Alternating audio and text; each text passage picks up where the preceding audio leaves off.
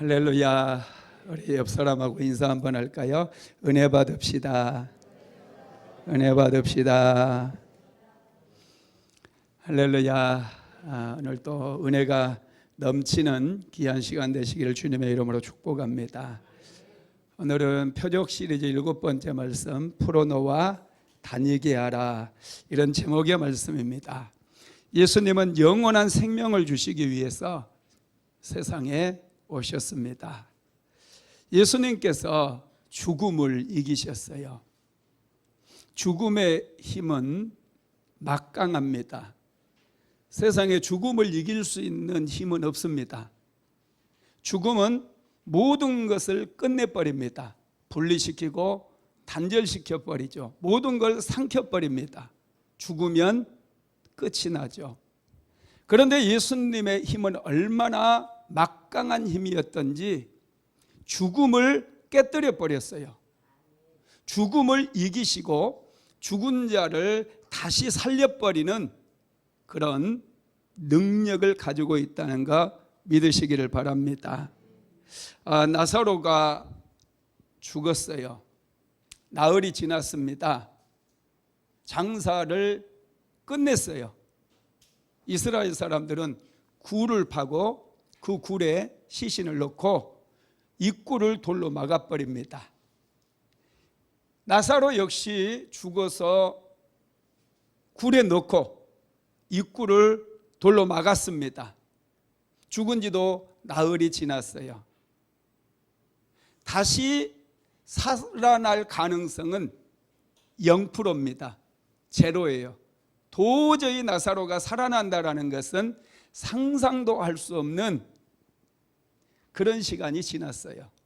그런데 오늘 예수님께서는 베다니로 찾아오셨고 나사로의 무덤에 가서 나사로를 다시 살리셨습니다. 이것은 예수님의 권세는 죽음의 권세보다도 강하다는 것을 우리에게 보여주신 줄 믿으시기를 바랍니다. 특별히 여러분, 오늘 예수님께서는요, 나사로와 이 3남매잖아요. 나사로의 형제 마르다와 마리아, 나사로, 이 3남매입니다. 이 가족이거든요. 이 가족을 너무너무 사랑하셨어요. 그런데 예수님께서 사랑했던 그 가정에도 고난이 찾아왔습니다. 특별히 예수님께서 예루살렘에 올 때마다 그 가정에 머물렀고 그 가정에서 섬김을 받았었거든요. 그래서 누구보다도 예수님은 나사로를 사랑했다 말씀이에요. 요한복음에 보면은 사도 요한을 사랑하는 자가 예수님의 품 안에 이렇게 안긴 거 그렇게 나오잖아요. 요한복음에서 예수님께서 사랑하는 자 할 때는 많은 학자들이 사도 요한을 지칭한다고 얘기를 하는데, 어떤 신학자들은 아니다, 나사로를 지칭한다, 이렇게 주장하는 학자들도 있어요. 예수님께서 나사로를 그렇게 사랑을 했었죠. 요한복음 11장 5절 한번 읽어봅시다. 예수께서 본래 마르다와 그 동생과 나사로를 사랑하시더니, 예수님께서 마르다와 그 동생이 누구예요? 마리아잖아요. 마리아와 나사로를 사랑하셨어요. 특별한 사랑이었거든요. 그런데 여러분, 예수님께서 그렇게 사랑했음에도 불구하고 그 가정에 나사로가 죽어가고 있었습니다. 절박했어요. 예수님이 그곳에 계셨다라고 한다면 곧바로 기도해서 나사로를 고쳐주셨을 텐데, 예루살렘에 핍박이 찾아왔어요. 예수님을 감옥에 가두려고 하는 그런 핍박이 찾아왔기 때문에 예수님께서 지금 그곳을 떠나서 요단 동편에 가 있거든요. 요단 동편에 예수님께서 머물고 계셨어요. 그래서 이제 나사로의 동생들이 예수님께 기별을 넣습니다. 예수님, 사랑하는 자가 중한 병에 걸려서 죽어가고 있습니다. 이렇게 기별을 넣었어요. 그런데 예수님께서는요, 그 말을 듣고도 곧바로 베다니로 돌아가지 않습니다. 한번 읽어봅시다. 요한복음 11장 6절입니다.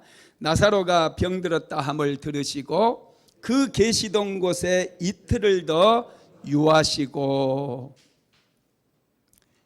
분명히 예수님께서 나사로가 중환병에 걸렸다는 것을 들었어요. 무슨 일인지 예수님께서는 곧바로 예루살렘 근처 베다니로 돌아가지 않고 머무시던 곳에서 이틀이나 더 지체하고 시간을 보냈습니다. 그 사이에 나사로가 죽어버렸어요. 병 때문에 죽었습니다. 그리고 장례식까지 끝나버렸어요. 나사로는 돌무덤에 갇혀서 입구가 돌로 막혀져 있었습니다. 마리아와 마르다 입장에서 보면은 참 섭섭할 것 같아요. 예수님을 그렇게 극진히 대접을 했고 영접했고 누구보다도 예수님께서도 알아요. 그들이 얼마나 예수님을 신뢰하고 존중하고 사랑했는지. 그래서 예수님께서도 이 삼남매를 너무나 사랑했고 특별하게 생각해 줬거든요. 또 이 삼남매가 자주 부탁한 것도 아니고 오빠가 죽어갔기 때문에 예수님께 속히 오셔서 좀 고쳐달라고 기별을 냈음에도 불구하고 예수님이 오시지도 않았어요. 장례까지도 끝나버렸어요. 장례식 때도 오지 않았다는 거예요. 마르다와 마리아 마음속에 아주 섭섭한 마음이 찾아왔어요. 마음의 상처도 입었습니다. 그래서 나중에 이제 상황이 다 끝나고 나서 예수님께서 베다니로 찾아오셨거든요. 근데 마리아가 예수님이 오셨다는 얘기를 듣고도 나가지를 않습니다. 한번 읽어봅시다. 요한복음 11장 20절입니다. 마르다는 예수께서 오신다는 말을 듣고 곧 나가 맞되 마리아는 집에 앉았더라. 마르다는 그래도 예수님께서 오셨다는 얘기를 듣고 언니니까 그래도 마지못해서 예수님이 오시는 곳에 영접하러 나갑니다. 그런데 마리아는 나가지를 않아요. 사실 마리아가 여러분 얼마나 예수님을 좋아하고 예수님을 사랑했습니까? 자기 집에 예수님께서 오셨을 때 마르다는 분주하게 예수님 식사 대접하려고 왔다 갔다 했잖아요. 그런데 마리아는 예수님의 무릎에 밑에 앉아가지고 예수님께서 하시는 말씀을 들었어요. 그 한마디 한마디를 너무너무 귀하게 여기고 그 말씀을 마음에 새겼거든요. 그랬던 마리아예요. 그럼에도 불구하고 지금 예수님께서 베다니로 오셨다는 그 얘기를 들었는데도 마리아는 집에 머물러 있어요. 왜냐? 섭섭하거든요. 마음의 상처를 입었거든요. 마르다 역시도 이 섭섭한 마음을 예수님께 표현한 말씀을 볼 수 있는데 오자마자 예수님을 만나자마자 마르다가 하는 말 속에 이 마르다의 마음에도 참 섭섭했구나 그게 숨겨져 있는데 한번 21절 읽어볼까요? 요한복음 11장 21절 마르다가 예수께 여짜오되 주께서 여기 계셨더라면 내 오라비가 죽지 아니하였겠나이다. 아멘. 주께서 여기 계셨더라면 내 오라비가 죽지 아니하였겠나이다. 이렇게 고백해요. 이 말씀이 조금 더 확장해서 해석을 해보면 예수님께서 바로 오셨더라면 바로 우리 집으로 오셨더라면 우리 오라비가 죽지 않고 살아 있을 것입니다. 이렇게 지금 고백을 하고 있는 거예요. 이 말씀 속에 깊은 섭섭함이 느껴지죠? 네, 섭섭함이 느껴져요. 저와 여러분도 신앙생활 하다 보면 하나님 앞에 정말 위급한 상황을 만나가지고 간절히 기도할 때가 있거든요. 그런데 하나님께서 분명히 나를 사랑하는 것도 알고 나를 지금까지 인도해 주시는 것도 아는데 하나님께서 지금 기도했는데 응답해 주시지 않을 때가 있거든요. 그러면 우리 안에 섭섭함이 찾아올 때가 있어요. 그래서 마음이 힘들고 또 신앙적으로도 영적인 침체가 될 때가 있습니다. 지금 이 마르다와 마리아도 똑같습니다. 예수님께서 속히 오셔서 우리 오라버니를 고쳐주셨더라면 얼마나 좋았을까 그런 마음이 있었던 것이죠. 여러분 그런데 예수님의 계획은 다른 곳에 있었어요. 바로 오셔서 고쳐줄 수도 있었지만은 예수님께서는 다른 것을 생각하고 계셨는데 그게 이제 요한복음 11장 4절에 기록이 되어 있습니다. 한번 읽어봅시다. 이 병은 죽을 병이 아니라 하나님의 영광을 위함이요 하나님의 아들로 인하여 영광을 얻게 하려 함이니라. 나사로가 지금 이 병에 걸린 것은 하나님의 영광을 나타내기 위함이라는 거예요. 그리고 이 병은 죽을 병이 아니라는 거예요. 영원한 지옥에 떨어질 병이 아니라는 거예요. 다시 예수님께서는 나사로가 죽었다 할지라도 살리겠다는 그런 말씀이 들어있을 뿐만 아니라 이 일로 인해서 하나님의 아들이신 예수 그리스도께서 영광을 얻게 하기 위함이라는 특별한 계획이 있고 특별한 하나님의 섭리가 있어서 지금 나사로가 이 병에 걸린 것이다, 이렇게 말씀을 하고 있습니다. 여러분, 나사로가 죽은 것은 나사로를 살리기 위한 게 목적이 아닙니다. 그 이면에 하나님의 또 다른 놀라운 섭리가 숨겨져 있는데 그게 뭐냐 하면 바로 예수님이 하나님께서 보내신 메시아임을 모든 사람이 이 기적을 통해서 보고 믿게 하기 위함이라는 거예요. 그리고 하나님께 영광을 올려드리기 위한 것이 목적이라는 거예요. 요한복음에는 7가지 표적이 기록되어 있다고 제가 말씀드렸어요. 그런데 오늘이 이제 마지막 7번째 표적인데 표적 하나하나가 가리키는 게 뭐냐면 예수 그리스도가 이 땅에 오신 메시아라는 거예요. 이 땅의 구원자로 오신 분이라는 거예요. 그래서 예수님께서는 물로 포도주를 만드셨어요. 죽어가고 있던 왕의 신하를 고쳐주셨어요.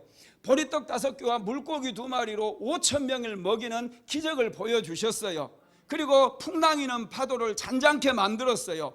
날 때부터 소경되었던 맹인의 눈을 치료해 주셨어요. 이 모든 것이 한 방향을 향하고 있고 하나를 가리키는데 그것이 바로 예수님이 메시아라고 하는 사실을 이스라엘 모든 백성들에게 보여주는 그런 기적이라는 겁니다. 그래서 여러분, 오늘도 나사로가 죽었다가 살아나는 것 그 자체가 중요한 게 아니라 이 기적을 통해서 우리가 예수가 그리스도라는 사실을 믿어야 된다는 거예요. 예수님이 메시아이고 예수님이 구원자이시며 예수님은 죽음의 힘까지도 이기시는 그런 능력을 가지고 계신 분이라는 것을 믿으라는 것입니다. 오늘 그걸 믿게 되기를 주님의 이름으로 축복합니다. 그러면 오늘 본문을 통해서 우리가 배울 수 있는 교훈은 무엇이 있는가 한번 살펴봅니다. 첫째는 하나님께서는 사랑하는 자에게도 고난을 허락하신다는 것. 고난, 여러분 힘들죠? 고난 받는 거 좋아하는 사람 아무도 없어요.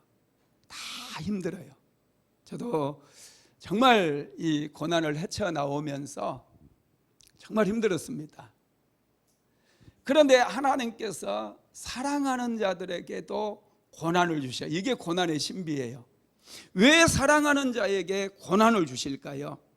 고난을 통해서 우리의 믿음을 성장시키고 고난을 통해서 하나님을 의지하는 법을 배우게 하기 위해서. 이스라엘 백성들이 400년 종살이에서 해방되어서 그들은 광야로 나옵니다. 그러면 곧바로 가나안 땅으로 인도해 주시면 얼마나 좋겠어요. 사막에서 농사를 지을 수 없는 사막에서 40년 동안 방황하게 만듭니다. 왜 40년 동안 그들을 고난의 풀무불 속으로 던져 넣었을까요?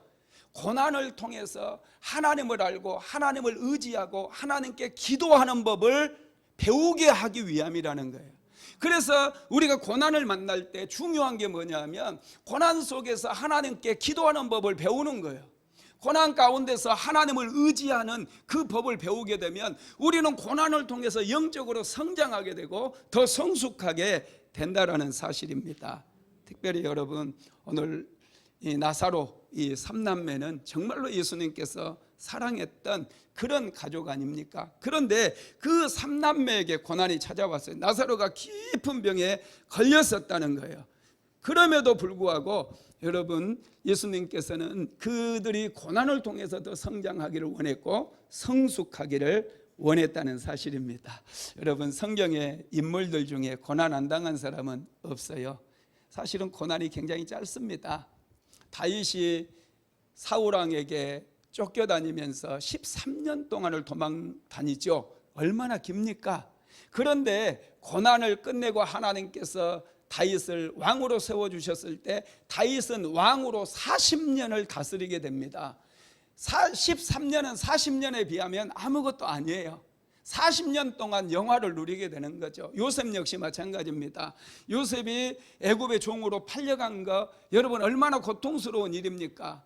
감옥에까지 들어가잖아요. 억울한 누명을 쓰고 13년 동안 그가 고난을 당했어요. 그런데 여러분 13년의 고난을 끝내고 하나님께서 요셉을 애굽의 국무총리로 세워주시잖아요. 애굽은 죽을 때까지 애굽에서 요셉은 국무총리를 하는 거 아닙니까? 이 고난보다도 하나님의 축복이 훨씬 더 길고 훨씬 더 크다는 거 항상 믿으시기 바랍니다. 그래서 우리는 고난을 소중히 여길 줄 알아야 돼요. 고난의 때가 오고 힘든 일이 찾아왔을 때 우리는 고난을 통해서 더 성장해야 됩니다. 우리의 믿음도 더 성장하고 성숙하게 되어야 돼요. 여러분 우리가 이 고난을 잘 극복하기 위해서는요, 먼저 우리가 이 고난에 대한 해석이 필요해요. 지혜로운 사람들은 이 고난을 만났을 때 아주 지혜롭게 해석을 합니다. 분별을 하게 되는 거예요. 그래서 이 고난을 해석을 잘하게 되면 반응을 잘하게 돼 있어요. 반응을 잘하게 되면 고난이 빨리 끝납니다. 그런데 많은 분들이 해석을 잘 못하기 때문에 고난 때문에 원망하고 남의 탓하고 이 고난 때문에 여러분 깊은 수렁에 빠져버려 헤어나오지를 못합니다. 그래서 이 고난을 벗어나지를 못해요. 반응이 좋은 반응을 할 수가 없습니다. 해석을 잘 하게 되면 반응을 잘 하게 되고 좋은 반응으로 인해서 고난을 빨리 끝장낼 수 있음을 믿으시기를 바랍니다. 두 번째로 예수님은 기다림을 통해서 기적을 창조하신다는 거예요. 나사로를 무척 사랑하셨습니다. 그런데 나사로가 병들었다는 소식을 듣고도 예수님은 시간을 지체했어요. 이틀이나 더 그곳에 머물러 버렸어요. 죽기까지 기다렸어요. 여러분 왜 예수님은 나사로가 죽어가는데 이틀이나 더 지체를 했을까요? 첫째는요, 기다림을 통해 은혜를 베푸시기 위해서예요. 여러분 우리는 이 기다리는 일을 항상 잘해야 됩니다. 하나님의 은혜는 항상 기다림을 통해서 찾아오기 때문에 그래요. 우리 인생에서 얻어지는 가장 소중한 것들은 쉽게 얻어지는 것들이 아닙니다. 오랜 기다림을 통해서 얻게 되는 거예요.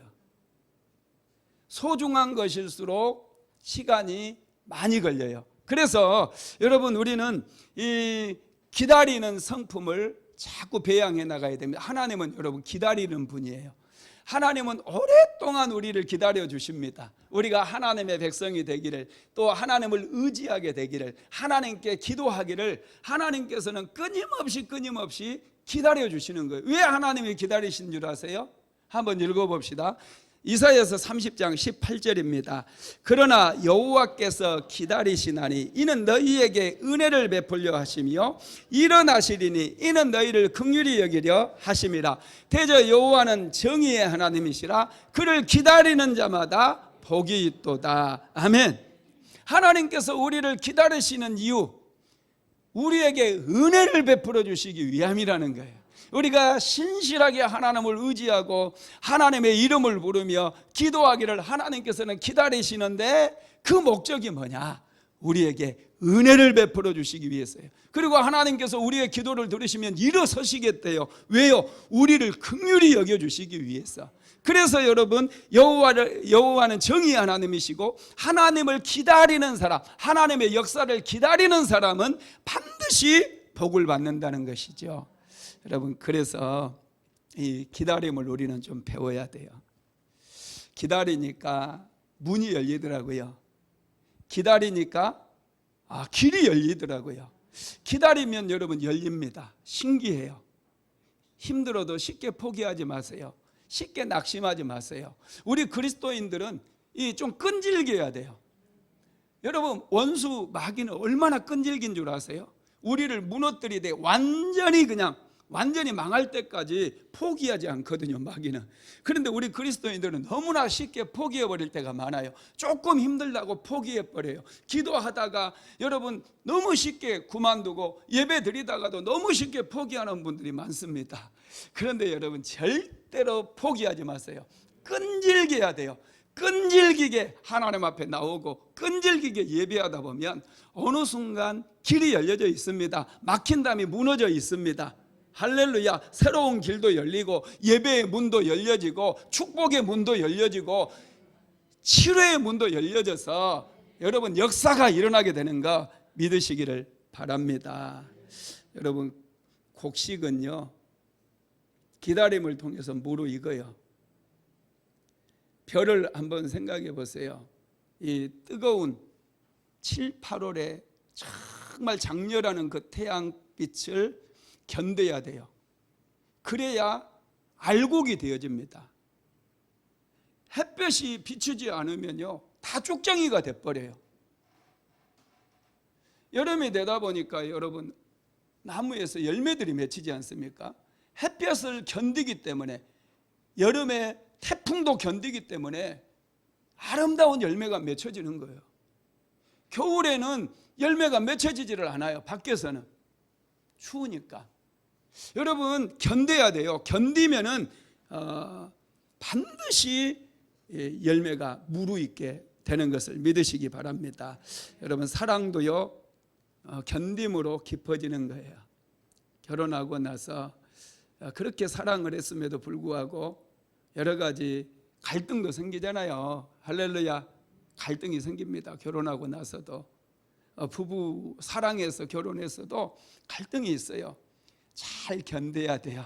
견디면서 좀 깎이고 그러면은 정말로 깊이 있는 사랑을 하게 돼요. 그때부터 여러분 정말 행복해지기 시작합니다. 사랑은 느낌이 아닙니다. 사랑은 감정이 아니는 거예요.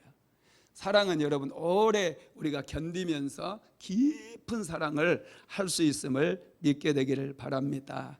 이렇게 하나님께서는 기다림을 통해서 우리에게 은혜를 베푸시기 위해서 고난을 주십니다. 두 번째로 기다림을 통해서 지혜를 얻게 하시는 거예요.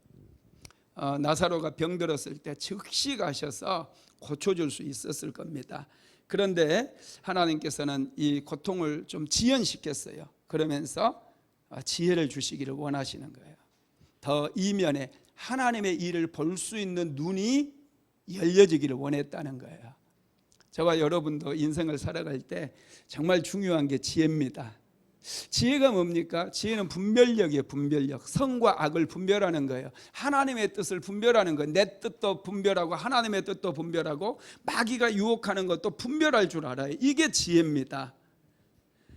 그래서 지혜로운 사람이 오래 기다릴 수 있어요. 하나님께서 지금은 나에게 고난을 주신 것이 기다리면서 인내하라고 하는 것이구나.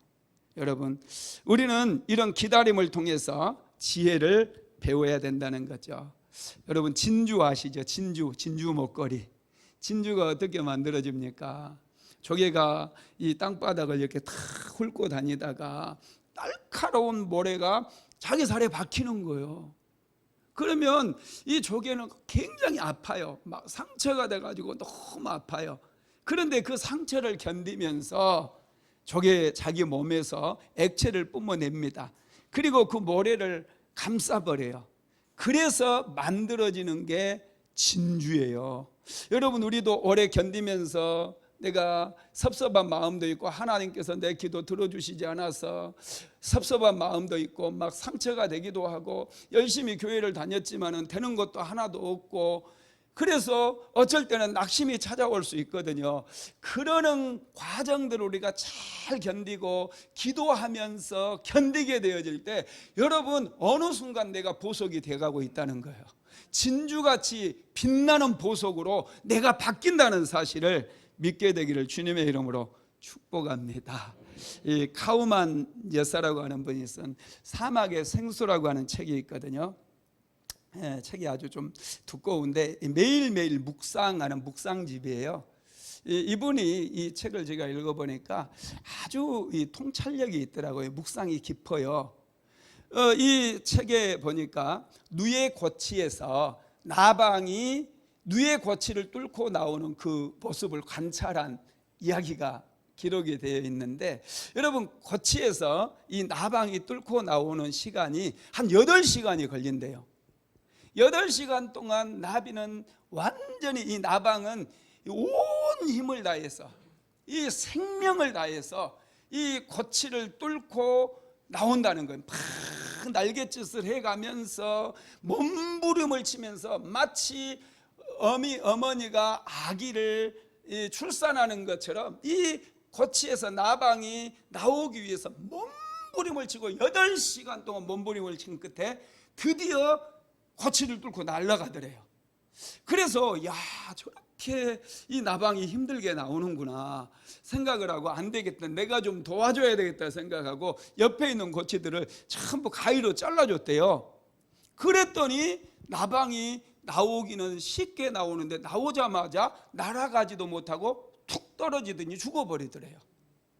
그걸 보면서 이분이 깊은 생각에 잠기게 되었고, 이분이 나름 결론을 내리기를, 이분이 이 나방들이 거치를 뚫기 위해서 온 힘을 다해서 날갯짓도 하고 막 뚫기 위해서 이 입으로 막 쫓기도 하고, 이런 과정 속에서 이 나방이 근육이 생기는 거예요.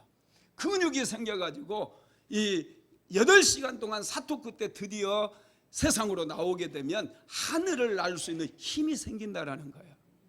여러분, 그래서 저와 여러분의 삶에도 고난이 없다고 한다면 이 세상에 어둠의 영들과 싸워서 이길 수 있는 그런 힘을 우리가 얻을 수가 없습니다. 우리가 고난을 당하면서 하나님께 기도하고 하나님 의지하는 법을 배우다 보니까 이제는 이 세상에 나와서도 어둠의 영들이 우리를 도적질해 갈 때 담대하게 예수의 이름으로 명령하고 악한 영들을 꾸짖고 다 쫓아낼 수 있는 그런 능력이 생긴다는 것을 믿게 되기를 주님의 이름으로 축복합니다. 한 대학생이 있었어요. 아주 믿음이 좋은 분이었고 아주 머리도 좋았습니다. 이분이 서울대학교 건축공학을 전공했습니다. 그런데 대학을 졸업할 때쯤, 이 4학년 이제 2학기 때쯤에 갑자기 몸이 아파버린 거예요. 큰 꿈을 가지고 멋지게 인생을 세우고 세상으로 나가려고 하는 그 찰나에 몸이 아파버렸어요. 병원에 다녀도 병명이 없습니다. 그런데 힘이 빠지고 걸을 수 있는 기력까지 다 빠져나갔어요. 겨우 한 병원에서 진단을 해줬는데 근육 무력증이라고 하는 병명이 나왔습니다. 이 병이 얼마나 무서운 병이냐면 근육이라고 하는 근육은 다 풀어져 버려요. 그래서 말하는 것도 입에 근육이 있어서 말하는 거예요. 우리가 음식을 먹으면 음식을 삼켜가지고 소화할 수 있는 것도 위에 근육이 있어서 여러분 이 소화가 되는 거예요. 여러분, 우리 몸에 혈관 속에 혈액이 흐르잖아요. 혈관에 근육이 있어가지고 혈액이 흐르는 거예요. 그런데 이 모든 근육들이 다 풀어져가지고 나중에는 죽는 게 근무력증입니다. 근무력증을 치료할 수 있는 치료제는 이 세상에 존재하지 않아요. 이 청년도 근무력증에 빠져가지고 이제 죽을 수밖에 없습니다. 그래서 하나님께 기도했어요. 하나님, 나를 살려주세요. 하나님, 살려주세요. 하나님, 내가 하나님을 위해서 살아가겠습니다. 하나님, 나를 살려주세요. 아무리 기도해도 응답받지를 못했어요. 몸은 점점 힘이 빠지고 아무데도 다닐 수가 없어가지고 하루 종일 집에 누워 있습니다. 그런 와중에도 이분이요, 책을 보기 시작했어요. 조금 힘이 나면은 책을 보고 또 조금 더 힘이 나면은 신문도 보다가 스크랩도 좀 해놓고. 여러분, 이분이 5년 동안 기도했어요. 드디어 5년 만에 하나님께서 이분을 치료해 주셨습니다. 그리고 이제 10년 동안 이분이 세상에 나가서 열심히 사업도 하고 일을 했는데 큰 여러분 기업을 이루게 되죠. 그리고 10년 만에 자기가 하나님께 엄청난 은혜를 받아가지고 자기 책에서 이런 얘기를 했어요. 제가 한번 읽어드릴게요. 하나님께서 왜 내가 질병으로 고통당한 때 5년 동안이나 고쳐주시지 않고 내버려 두셨을까 생각해 보았습니다. 제가 미처 모르는 사이에 하나님께서는 저에 대한 계획을 갖고 계셨다는 것과 그 일을 위해 저를 준비시키셨음을 곧 깨닫게 되었습니다. 성공적인 기업 경영을 하기 위해서는 두 가지의 준비가 꼭 필요했습니다. 한 가지는 기업을 하나님의 뜻대로 정직하게 경영할 수 있는 신앙적 준비요, 또 한 가지는 다방면에서 많은 사람을 이끌어갈 수 있는 광범위한 지식을 준비하는 것입니다. 하나님께서 병중에서 이 두 가지를 준비시키셨다는 사실을 깨닫게 되었습니다. 5년 동안 읽었던 책과 모든 자료들이 그 뒤 10년 동안 회사를 경영하는데 꼭 필요한 기본적인 자산이 되었던 것입니다. 여러분, 어떤 장애물이라 할지라도 하나님의 뜻 안에서 훌륭한 기회가 될 수 있습니다. 이분이 바로 이랜드를 일으켰던 박성수 회장님입니다. 여러분, 이분도 5년 동안 근무력증에 시달리면서 근육이 점점 빠져나가고 몸이 점점 힘을 잃어버린 그런 처절한 상황 속에서도 기도를 멈추지 않았어요. 배움을 멈추지 않았습니다. 마침내 하나님께서 그를 고쳐주셨을 때 그는 10년 만에 위대한 이랜드라고 하는 기업을 세울 수가 있었다라는 것입니다. 세 번째로, 예수님은 죽음까지 해결할 수 있는 분이라는 거예요. 예수님께서는 우리의 모든 문제를 해결해 주십니다. 물로 포도주도 만들었고요, 오병이어의 기적도 일으켰고요, 나면서부터 소경된 사람 예수님께서 눈을 뜨게 만들어 주셨어요. 예수님은 이제 나사로까지 죽음에서 다시 살려주심으로 인해서 죽음의 문제까지도 해결해 주시는 분이라는 사실을 오늘 우리에게 보여주고 있는 줄 믿으시기를 바랍니다. 바로 그 기적을 일으켜 주시기 위해서 예수님께서 지금 나사로의 이제 무덤으로 가시게 되죠. 무덤은 굴로 되어 있습니다. 굴은 큰 돌로 막아 놓았어요. 예수님께서 그 돌문을 보시면서 말씀하십니다. 요한복음 11장 39절 한번 같이 읽어볼까요? 예수께서 이르시되 돌을 옮겨 놓으라 하시니, 예수님께서 돌을 옮겨 놓으라고 그랬어요. 그때 마르다가 이렇게 대답하죠. 주여, 죽은 지가 나흘이 되며 벌써 냄새가 나나이다. 마르다는 지금 무덤에 돌문을 옮겨 놓는 것을 두려워하고 있어요. 냄새가 나는 것을 두려워하고 있어요. 그래서 돌문을 열지 않겠다는 겁니다. 지금 여러분, 그때 예수님께서 뭐라고 말씀하십니까? 한번 읽어봅시다. 요한복음 11장 40절입니다. 예수께서 이르시되 내 말이 내가 믿으면 하나님의 영광을 보리라 하지 아니하였느냐 하시니. 아멘. 예수님께서 내 말이 내가 믿으면 하나님의 영광을 보리라 하지 아니하였느냐, 이렇게 말씀을 하고 계시죠. 사실은 이 마르다도 예수님 앞에서 위대한 신앙 고백을 했어요. 지금 이 사건에서 굉장한 신앙 고백을 했는데 이미 나흘이 지난 나사로의 무덤을 열려고 하니까 믿음이 생기지를 않아요. 오히려 두려운 거예요. 마르다가 어떤 신앙 고백을 했는지 한번 살펴봅시다. 요한복음 11장 25절로 27절 한번 읽어볼까요? 예수께서 이르시되 나는 부활이요 생명이니 나를 믿는 자는 죽어도 살겠고 무릇 살아서 나를 믿는 자는 영원히 죽지 아니하리니 이것을 내가 믿느냐? 이르되 주여 그러하이다. 주는 그리스도시요 세상에 오시는 하나님의 아들이신 줄 내가 믿나이다.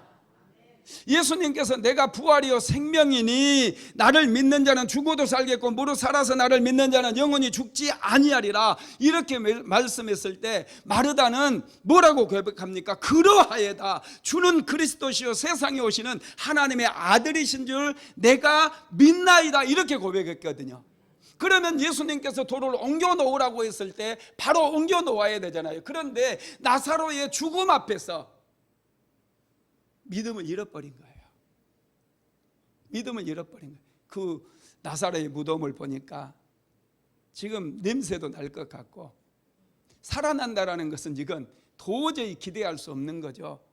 그때 예수님께서 내가 믿으면 하나님의 영광을 버리라 하지 아니하였느냐, 이렇게 말씀해 주신 거예요.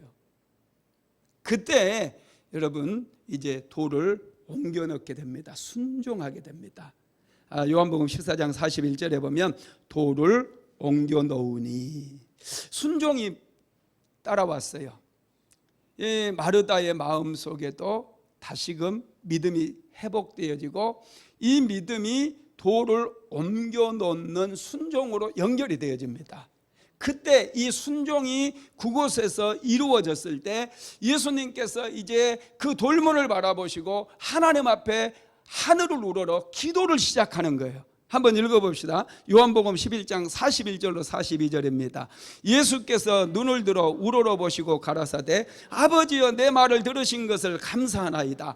항상 내 말을 들으시는 줄을 내가 알았나이다. 그러나 이 말씀을 하옵는 것은 둘러선 무리를 위함이니 곧 아버지께서 나를 보내신 것을 믿게 하려 함이니이다.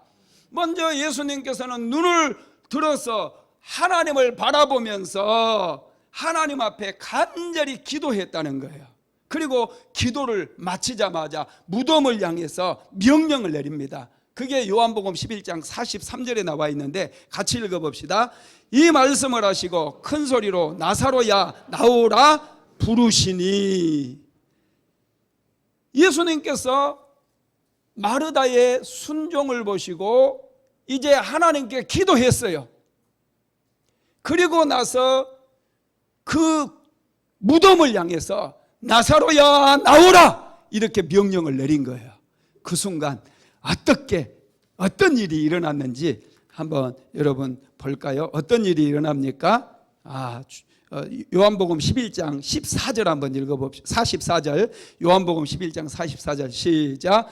죽은 자가 수족을 동인 채로 나오는데 그 얼굴은 수건에 쌓였더라. 죽은 자가 여러분 수족을 동인 채로 이 수의를 입어가지고 꽁꽁 묶인 채로 그대로 무덤에서 나왔다는 거예요.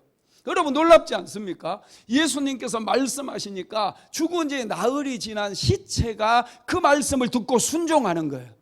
무덤에서 나오라고 하니까 나사로가 살아나서 무덤 밖으로 나오는 거예요.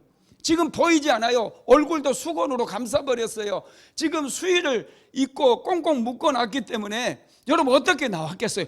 팔딱팔딱 뛰어서 온 거예요. 얼마나 여러분 놀랍습니까? 기가 막히지 않습니까?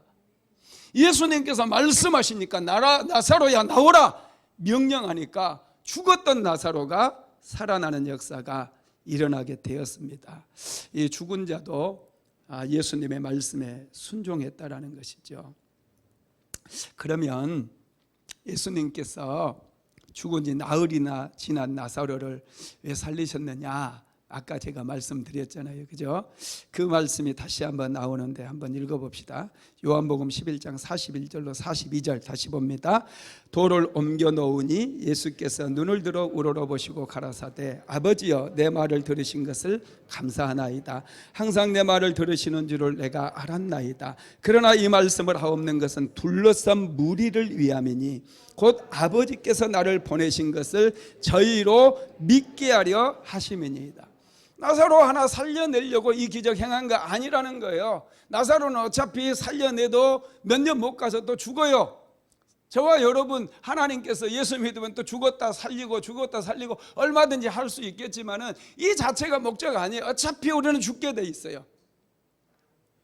예수님께서 지금 죽은 나사로를 다시 살리신 목적은 둘러선 무리들, 오늘날 저와 여러분 예수 믿는 저와 여러분 예수 믿지 않는 모든 사람들을 위함이라는 거예요. 왜냐하면 그것을 보고 이 사건을 보고 이 기적을 보고 예수가 구원자라고 하는 사실을 믿게 하기 위함이라는 거예요. 저와 여러분이 예수님을 믿을 수 있었던 거 이렇게 죽은 자도 살리셨던 분임을 우리가 알기 때문에 예수를 우리는 믿고 예수를 구원자로 고백하고 있다는 거예요. 예수님이 메시아임을 우리는 믿으시는 줄 고백하기를 바랍니다. 여러분 우리는 예수님이 메시아인 것을 이런 사건들을 통해서 알게 되고 또 믿게 되는 거다는 거예요. 그래서 우리를 위해서 이 죽었던 나사로를 살리는 그 기적을 행하셨다는 것을 믿으시기를 바랍니다. 이 기적을 본 많은 유대인들이요 예수님이 메시아임을 믿게 됩니다. 제자들도 정말로 예수님께서 메시아이시구나 믿게 됐어요. 그래서 물론 이제 오순절 마가다락방에 성령이 임하고 또 성령께서 조명해 주심으로 인해서 더 깊은 깨달음이 있었겠지만, 그래서 오늘날 저와 여러분에게까지도 예수가 메시아임을 여러분 증거했고 전파되게 되었다는 거예요. 이게 은혜인 줄을 믿으시기를 바랍니다. 예수님께서 기적을 행하시는 것을 보면은요, 세 가지 언어를 사용하시는데, 첫째가 기도의 언어입니다. 기적을 일으키기 전에 먼저 예수님께서 기도했어요. 요한복음 11장 41절에 보면 돌을 옮겨 놓으니 예수께서 눈을 들어 우러러보시고 이르시되 아버지여 내 말을 들으시는 것을 감사하나이다. 그러면서 먼저 기도의 언어를 사용하시고, 그리고 두 번째는 감사의 언어를 사용하시잖아요. 내 말을 들으신 것을 감사하나이다. 여러분, 기적도 원리거든요. 여러분들의 삶에 기적이 일어나기를 원한다면 이 세 가지 언어를 사용하세요. 먼저 기도하세요. 그리고 하나님께 감사하세요. 그리고 믿음으로 선포해 버리세요. 자, 세 번째가 믿음의 언어입니다. 요한복음 11장 43절로 44절 다시 읽어볼까요? 이 말씀을 하시고 큰 소리로 나사로야 나오라 부르시니 죽은 자가 수독을 배로 동인 채로 나오는데 그 얼굴은 수건에 쌓였더라. 예수께서 이르시되 풀어놓아 다니게 하라 하시니라. 이 믿음으로 선포했어요. 나사로야 나와라. 믿음으로 선포했어요. 그랬더니 죽었던 나사로가 살아나는 그런 놀라운 역사가 일어납니다. 여러분, 우리 믿음의 사람들은 믿음의 법칙을 따라 살아야 돼요. 세상의 법칙을 따라 살면 우리는 실패할 수밖에 없어요. 믿음은 원리입니다. 원리는 모든 시대를 초월해서 다 통용이 되는 거예요. 중력의 법칙이 여러분 다 통용이 되는 것처럼 이 믿음의 법칙 또한 통용되기 때문에 먼저 어려운 일이 찾아오면 기도하십시오. 그리고 하나님께 감사하십시오. 그리고 믿음으로 선포하십시오. 반드시 기적이 일어나게 될 줄로 믿습니다. 말씀을 마무리하겠습니다. 예수님은 세상을 구원하실 메시아로 세상에 오셨어요. 그래서 죽은 자를 살리신 그 표적을 보여주심으로 내가 너희를 죄 가운데서 구원할 메시아다는 사실을 우리에게 깨닫게 주셨어요. 그리고 나사로를 살리고 나서 예수님께서 한 말씀을 하시는데, 그게 요한복음 11장 44절에 나와 있습니다. 죽은 자가 수독을 배로 동인 채로 나오는데 그 얼굴은 수건에 쌓였더라. 예수께서 이르시되 풀어놓아 다니게 하라. 풀어놓아 다니게 하라고 그랬어요. 오늘 말씀의 제목입니다. 풀어놓아 다니게 하라. 이 말씀은 굉장히 중요한 말씀. 죽음도 예수님이 풀어놓았어요. 죽음을 풀어버리니까 살아났습니다. 질병도 예수님은 풀어버립니다. 그래서 질병으로부터 고침을 받습니다.